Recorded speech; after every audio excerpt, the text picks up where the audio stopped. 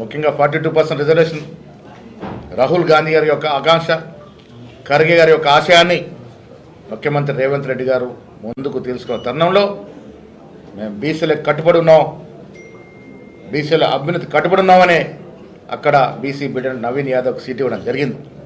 ప్రజలు కూడా దీన్ని హర్షిస్తూ మేము 42% రిజర్వేషన్ 2 చట్టాలు తీసుకురావడం, బీజేపీ దీన్ని ఆపేయడం, దానివల్లనే ఇలా జూబ్లీహిల్స్లో బీజేపీ అభ్యర్థి పరిస్థితి ఏ స్థాయికి దిగజారిందో చూసినాం. ప్రజలు స్పష్టంగా నమ్ముతా ఉన్నారు కాంగ్రెస్ పార్టీ బీసీల యొక్క రిజర్వేషన్ పట్ల కమిట్మెంట్తో ఉందనే మాట. బీజేపీ ఏ రకంగా ఆపుతుందో కూడా తెలుసుకునే మరి బీజేపీ పరిస్థితి అంత తక్కువ ఓట్లేసినటువంటి పరిస్థితి జూబ్లీహిల్స్ ఎన్నికల్లో.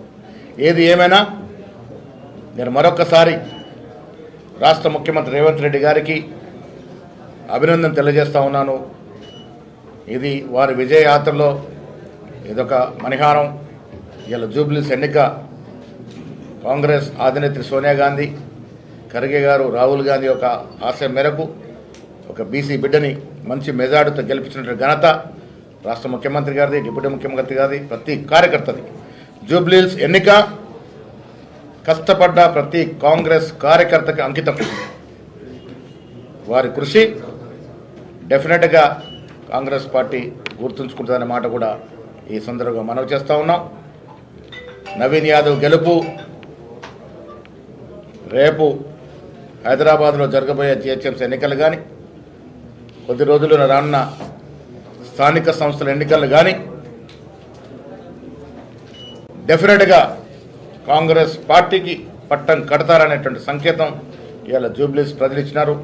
అన్నిటికీ మించి జూబ్లీహిల్స్ పౌరులు, జూబ్లీహిల్స్ ఓటర్సు, అక్కడ ఉన్నటువంటి ప్రతి వ్యక్తికి కాంగ్రెస్ పార్టీ ధన్యవాదాలు తెలియజేస్తూ ఉంది.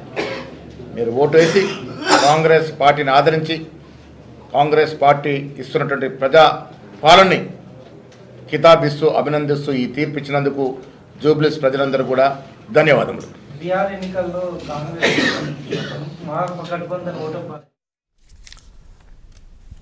రైట్ శుభప్రద్, మీరు మాట్లాడి